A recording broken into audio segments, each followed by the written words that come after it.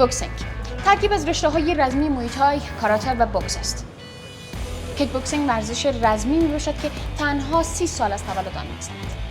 در کیک بوکسینگ ضربات دست، پا، زانو، آرنج و گرفتن همدیگر آزاد میباشد، ولی زدن حریفی که بر روی زمین افتاده است کاملا ممنوع است. و طور کلی هدف از تمرینات کیک بوکسینگ دفاع از خود و به دست آوردن آمادگی جسمانی و همچنین به عنوان ورزش رزمی میباشد.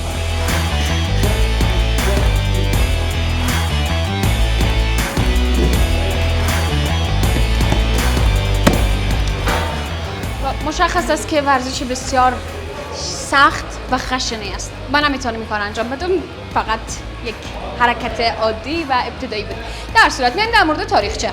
ریشه اصلی کیک بوکسینگ به 2000 سال پیش در آسیا برمیگرده. کیک بوکسینگ ژاپنی در دهه 1960 میلادی ایجاد و رقابت‌های آن از همان دهه شروع شد. بنیانگذاران آناساما ناگوچی و تاتسو یاداما میباشند. کیک بوکسینگ آمریکایی در دهه 1970 میلادی به وجود آمد. کیک بوکسینگ را میتوان ورزش رزمی چند رگه دانست که در آن از روش‌های رشته‌های مختلف رزمی استفاده شده است.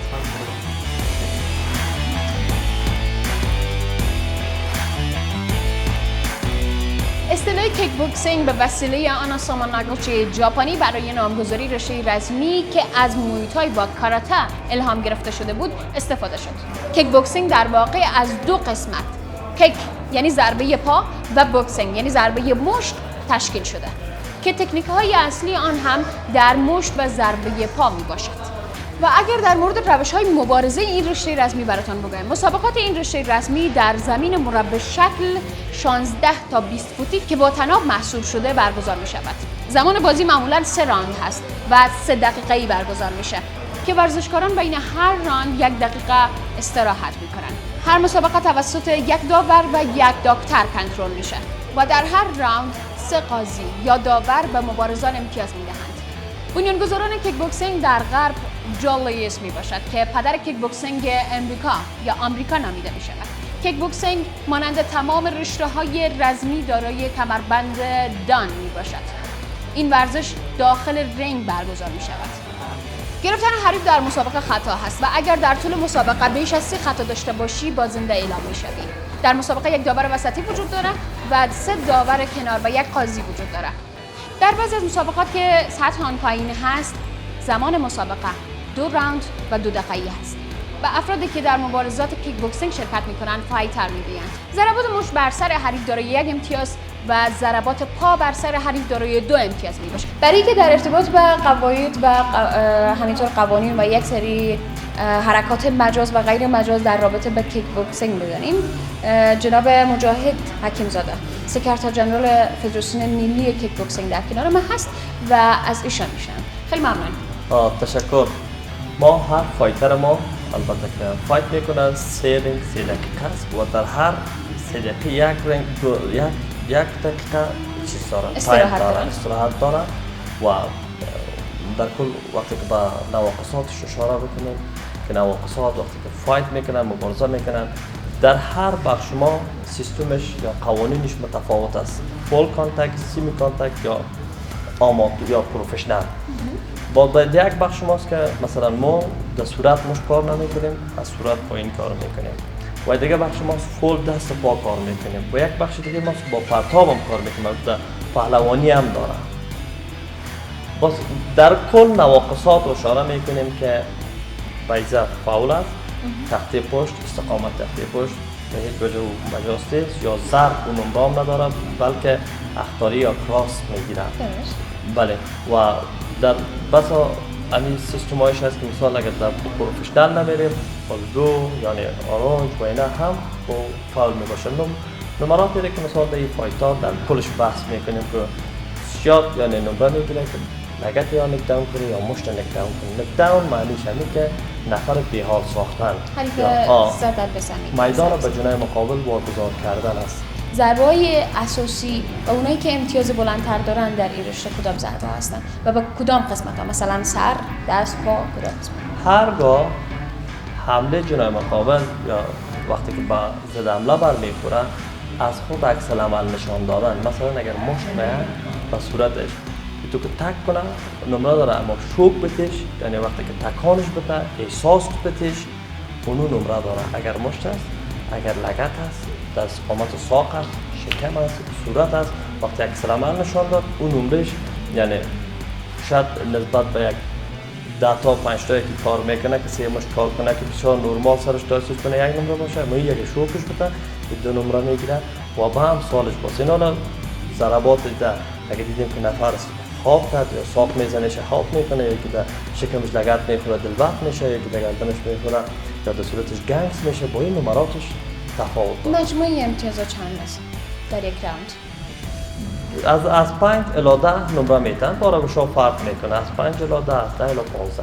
در ارتباط به کلاب ها و تعداد کلاب هایی که در کابل تنها وجود داره اگر برای ما بگیریم آمار دقیق در دسترس داشته باشیم، در کل اشاره کنیم بیش از 200 تا 300 کلاب کیک بوکس است در کل افغانستان در کابل شهر کابل. بله.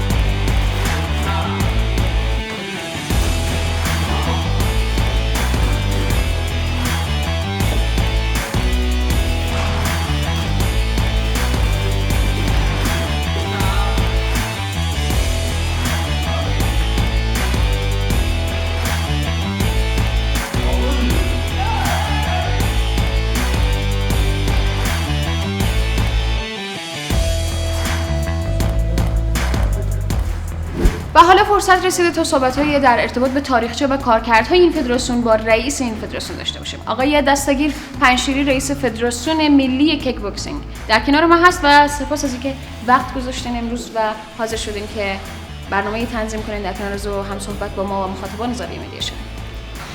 از تاریخچه شروع کنیم. دقیقاً در کدام سال فدراسیون ملی کیک بوکسینگ در افغانستان شروع به فعالیت کرد و در آغاز کار کیها قرار داشتن و کیها حضور داشتن در فدراسیون و دستاوردهای بزرگمان چی بوده؟ فدراسیون ملی کیک بوکسینگ در سال 1374 البته در افغانستان کسایی که بنیادگذاری کردن نجیب الله سلطانی بود و وحید رحمان عالمیان، این کسایی که بودن این کیک بوکس در افغانستان ما بنیادگذاری کرده بودن. در سال 1383 البته با این فدراسیون نبود، البته مثل یک اتحادیه بود، تمام ورزش‌های رسمی مثل یک اتحادیه بود داشتند. بعد از سال 1383 دیگه باید فدراسیون شد، فدراسیون ملی کیک بوکسینگ. دونمو سال البته در سال 1383 مسابقات تیم ملی را گرفتند در لیسه امانی. دیگه از اون سال 1374 بنیانگذاری شده کیک بوکسینگ. تیمی که در حال حاضر در فدراسیون حضور دارن و یا ثبت هستن به نامه و فعالیت میکنن بر ما صحبت کنیم. چند تیم هستن، در کدام رده‌های سنی و دستاوردهاشون در حداقل یک دهه آخر چه بوده اگر به ذهن دارین و اگر مختص میخواین صحبت کنین از زمان حضور خود شما در فدراسیون به عنوان رئیس فدراسیون و تا کنون میتونین در اون ارتباط صحبت کنین. از سال 2007 تا سال 2012 که مجاهد جان حکیمزاده و رولای محمدی که مدالای به افغانستان آوردند. سال 2007 از مسابقات فیلیپین آوردن، سال 2008 از مسابقات ایران، سال 2009 مسابقات آسیایی بود در کشور تایلند که 52 فدراسیون در مسابقات رفته بودن. در سال 2010 مسابقات جهانی بود که اوکراین مجاهد جان رولای محمدی و اجمل جان فراجی که البته ارسیشون مدالای طلا گرفتن. در سال 2012 مسابقات جهانی البته در کشور یونان بوده، باز هم 3 پلیر ما مسابقات جهانی بوده که ارسیج مدال طلا گرفتن. در سال 2014 که مسابقات آسیایی بوده در کشور پرتغال که رولای محمدی یک کمربند طلا و اجمل جان مدال نقره و بنده خودم هم یک کمربند کردم. 97 که بازی‌های آسیایی بوده در لبنان که البته در این مسابقات موحد جان نجنگ البته عضو تیم ملی کیک بوکس ماست که مدال طلا داشته در مسابقات. بریالای حیدری لبنان بریالای حیدری مدال نقره در مسابقات و فواد جان قصاب مدال نقره، ضیاءالحق مدال طلا در بازی‌های لبنان داشتیم. سال 1398 مسابقات آسیایی بود در کشور ترکمنستان که رولای دیقان یک مدال نقره، نورزاد محمدی یک مدال برنز. درست. از تشکیل تیم ملی برام بگین. مسابقات تیم ملی ما خوشبختانه که مدت 8 ماه میشه که دوباره مسابقات تیم ملی ما را شروع گرفتیم که در مسابقات ما دیگه البته 10 نفر اول داریم، 10 نفر دوم و 10 نفر سوم. بینمی کاتگوری دوم و سوم داریم کاتگوری. طبقه اوناس ما البته مسابقاتشون نگرفتیم تازه. یک دو سال تیر شدن مسابقات تیم ملی پیشنهاد خبریاست چی کردیم با تربیت بدنی ان شاء الله بودجهش برای مسابقات طبقه اوناس ما میدیم. بینیم که کاتگوری داریم 30 نفر طبقه اوناس.